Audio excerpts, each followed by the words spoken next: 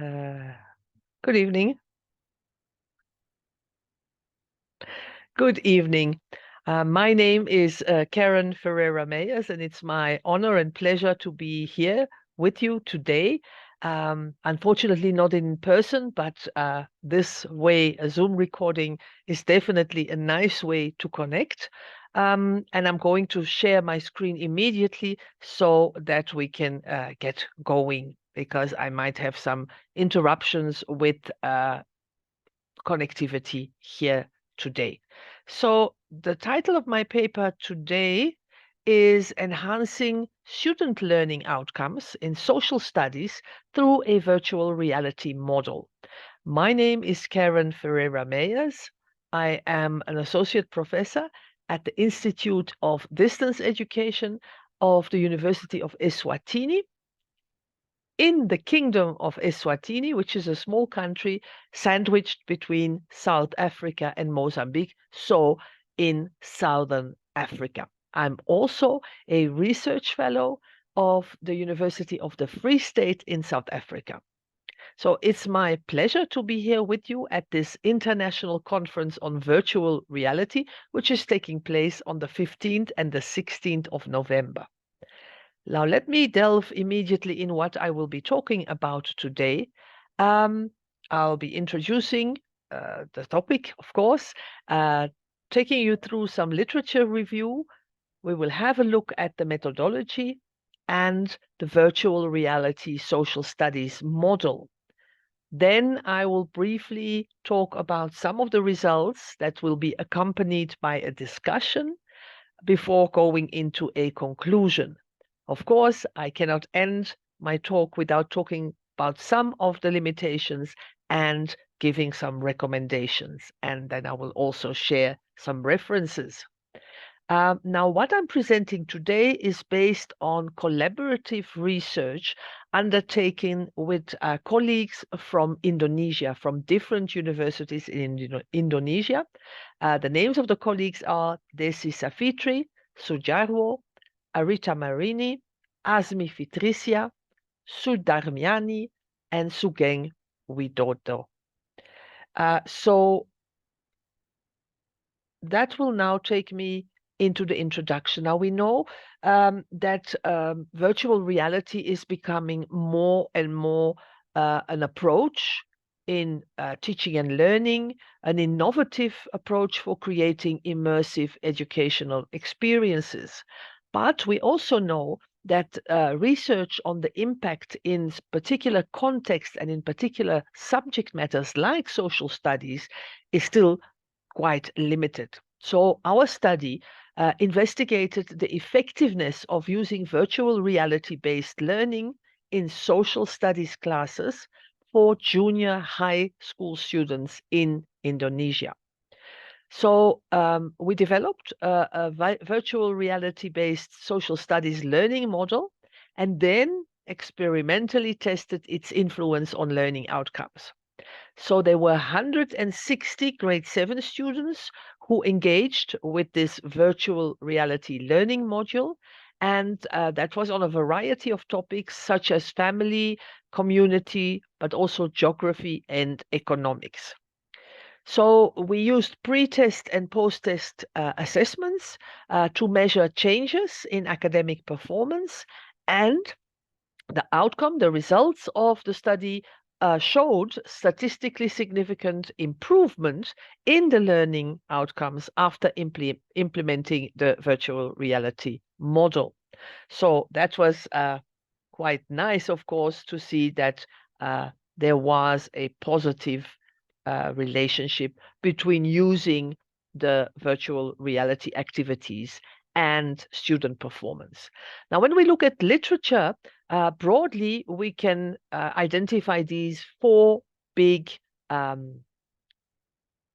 areas, namely that virtual reality can improve learning outcomes when compared to traditional methods, that virtual reality provides immersive experiences that are not really possible in a traditional classroom, that it improves engagement and motivation, and so that it is beneficial for teaching presentation skills, for teaching science, but also for teaching safety protocols. So when we look at particular studies, there is the 2021 study by Xie, Chen, and Ryder, who found that using virtual reality has the potential to help improve students' ability in oral presentations. So I'm sorry about that. So my apologies for that. The connection is really not very good today. So let me go straight back into the presentation and go back to the slide I was at.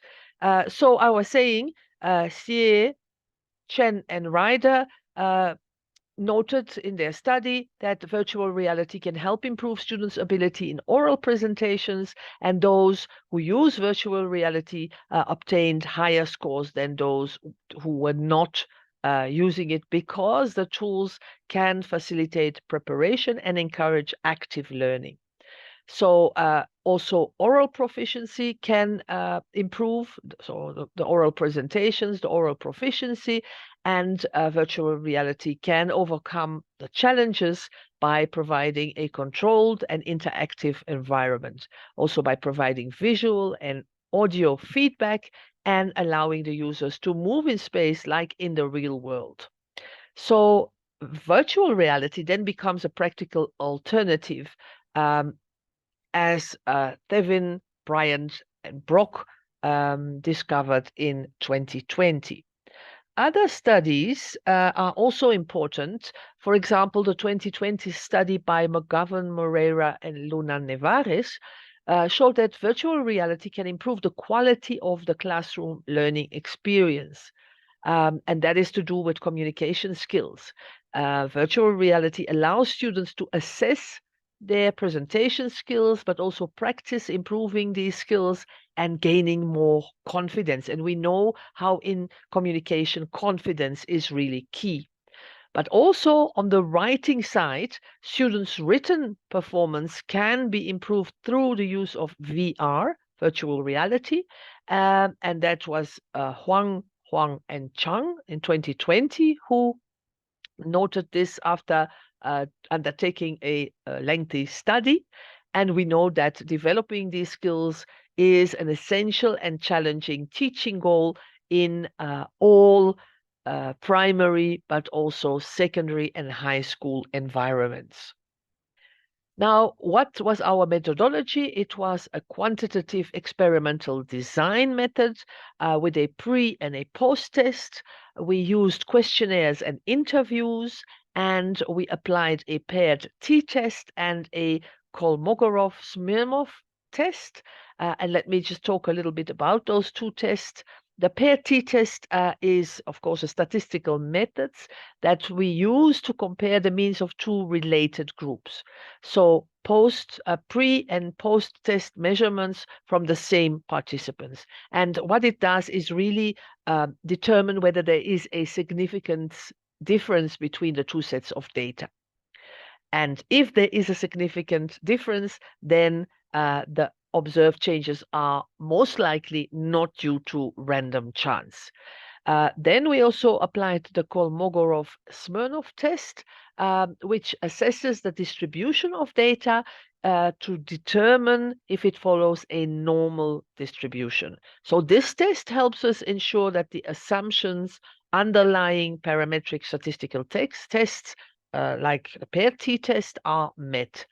So if the data deviates significantly from a normal distribution, then alternative non-parametric tests or transformations should be used to analyze the data correctly.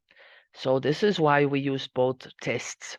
Now, the virtual reality social studies model can be described as follows. We know that professionals, but also artists, often use powerful software tools like the ones you have on the board, Blender, Unity 3D, Unreal Engine, etc., to draw or craft detailed and realistic 3D environments. There's a range of features on these platforms that go from modeling to texturing, but also lighting and animation. And that really allows the creators then to bring the virtual worlds to life and make it more appealing to learners, especially to younger learners. Now, an immersive environment aims to provide users with a sense of presence and engagement, and it simulates a three-dimensional space. How can we obtain a three-dimensional space? Through virtual reality, through augmented reality, or even through what is called mixed reality. So when the users are equipped with VR headsets, they can navigate, they can interact with these particular three-dimensional spaces, and it feels as if they are physically present. I hope you've had an experience like that. I've had one a couple of times, and I must say it is quite entertaining, but also very useful to see the world like in reality while we are not in that same space. Now, the results, I will be very brief about it because we can say that virtual reality had a significant positive effect on the learning outcomes. We had a main N gain score of 76.59%, indicating a large improvement. And the paired t-test showed that there was a significant difference between the pre and the post-test scores. So overall, a very wonderful result, must I say. Now, when we look at the features and the the positive effects virtual reality can have, we need to talk about the realism part, but also the interactivity and the engagement, and the potential of increased understanding. So VR offers an unparalleled level of realism in educational experiences, which is very, very important. Students can, for example, study a historical period and walk through the streets that were in existence then, observe the architecture, and also witness the daily life of the people in that particular historical period. VR is interactive in nature, and it makes any type of study more engaging because students or pupils are then no longer passive recipients of informations, but they are actively participating in the learning journey. By providing a simulated environment, virtual reality also helps students comprehend complex concepts more effectively. And that increased understanding then in turn contributes to a more comprehensive and nuanced comprehension of the various social studies topics. We talked about family, we talked about economics, and some other topics that I indicated in the beginning. Now, virtual reality also is linked to skill development because critical thinking, problem solving, and decision-making skills can be used, for example, in historical scenarios, and then students can make decisions. They can choose what outcomes can follow particular scenarios. The innovative integration of technology, we know that for our learners, especially in developing countries, it's very important to have them interact with this type of technology so that they are aware of the possible benefits and they start to use these types of technologies. We also need to touch upon accessibility and inclusivity. Now, of course, we cannot take our students, especially in developing countries, to different real world settings. So using virtual reality in a classroom where the headsets belong to the school and are used by the students during school time is one way of affording these learners an opportunity to see what is out there in the real world and have an equal access to immersive and enriching educational experiences, which is basically what we wish for everyone. So in conclusion, in this particular study, we have seen that virtual reality is effective at improving these junior high school learners, the 7th grade social studies learners. We know that these are technological tools that are valid and practical when it comes to their usage by the teachers. And very importantly, especially for younger learners, that virtual reality can bring abstract concepts to life through immersion. So that brings me really to the limitations and some recommendations. Further studies need to be undertaken, especially to see the long-term impact. It's also important to explore the use of virtual reality tools for other age groups and for other subjects. It's just that we chose social studies because there the impact had not been researched very often yet. Of course, limitations that